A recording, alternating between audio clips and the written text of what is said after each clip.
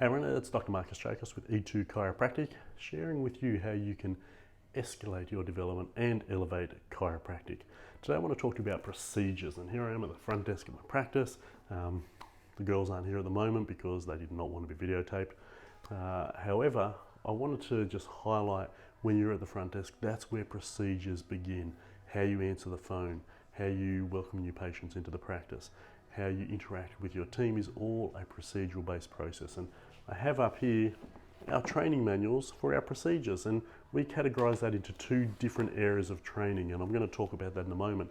But I want you to think about, if you're a student chiropractor and you're going to go into a practice, one of the questions you want to ask them is what level of automation and systemization exists in that practice. Because if there are no procedures, no training manuals, no ways to direct the new graduate chiropractor to become efficient and effective, productivity, and enhance their performance and capabilities, then there's a lot of guessing in that process, and that's not what we want to support our new graduate chiropractors. If you're a new graduate chiropractor and you are, or even an established chiropractor in a practice, and there's still a lot of making it up as you go along, then it's time to reflect on, well, can we improve our procedures? And we categorize them in two different areas: the support team procedures and the practitioner procedures, and the interweaving of each of those. So from the support team, this manual here is called Support Team Mastery, the innate processes of a world-class support team. And again, there's numerous pages in here, and we break them down into, I call it reception mastery. So we go through the open and close and daily procedures, the daily activities for a smooth running of a practice, and that can be from watering, the days that we water the plants, to what we do for impromptu cleaning or supplement ordering, or organising the library. So there's all of these different elements, and then we've got powerful words for a powerful performance. So the communication we train our support team to have, how they reinforce the message of the practitioners, how they answer the phone, how they greet clients, how they address concerns or challenges or obstacles, how they book people in. All of that's essential. And then we've got the CA, Tech CA and Tech CA mastery roles as well, plus the case manager mastery and client relationship management mastery. So all of this is training and education so that everybody not only knows their role, but they can train on those roles to allow them to perform at the highest possible level. And then we also have the training manual. Again, this is our procedures manual on the 10 phases of client care. And once again, lots of them. You can see these darkened passages. That's areas that they may like to use as scripts, and then there's all these implementation points so that they can, there's more scripts so they can have these key takeaways. But I break it into 10 distinct phases for the very simple reason of helping practitioners know when they're in practitioner role as what part of the care it is, and the support team know whether it's part of a support team role.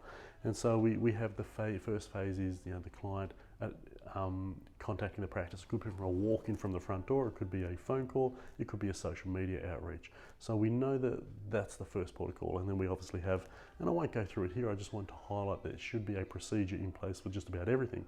But then we have when they come into the practice, when they have an initial consultation, what is day 1 and day 2 and day 3? How does a care plan delivery look? How does an X-ray and report of findings look? So you go through all of these processes, but when you deliver care, what's happening on day 1 of care, and day 2 and day 3? What education is being delivered at the same time? What message is being delivered by the practitioners and reinforced by the support team? Who does what in each role and with what level of responsibility? When you have clarity around that and you have systemization and it is automated, it does this beautiful thing.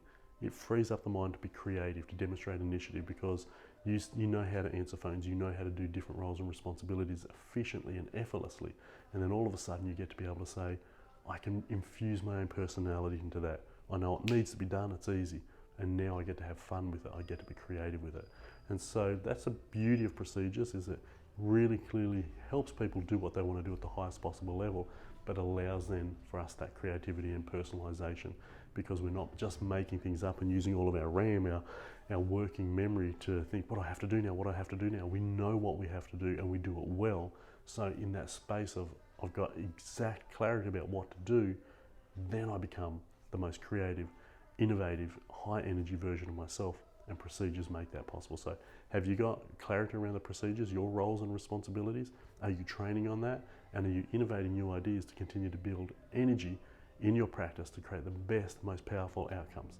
So that's just food for thought. Keep thinking about your procedures and what you can do to maximize your experience within your practice for your patients and your team and yourself to love chiropractic. Look forward to seeing you in the next video.